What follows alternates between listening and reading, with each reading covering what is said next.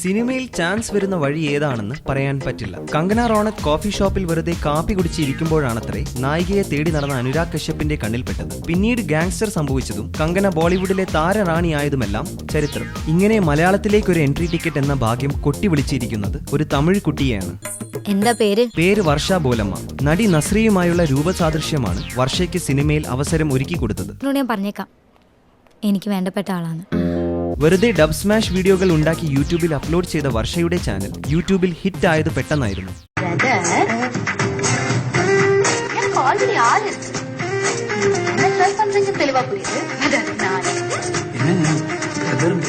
അപ്പോഴാണ് വർഷയെ കാണാൻ നസ്രിയെ പോലെയുണ്ടെന്ന് വ്യൂവേഴ്സ് പറഞ്ഞു തുടങ്ങിയത്.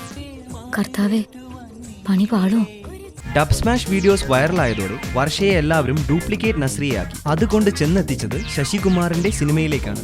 ആദ്യ സിനിമ റിലീസ് ആകുന്നത് മുമ്പ് തന്നെ 4 പുതിയ ഓഫറുകൾ വർഷയ്ക്ക് ലഭിച്ചു കഴിഞ്ഞു. മലയാളത്തിന്റെ പുതിയ നസ്രിയെ ഉടൻ വെള്ളിത്തിരയിൽ പ്രതീക്ഷിക്കാം.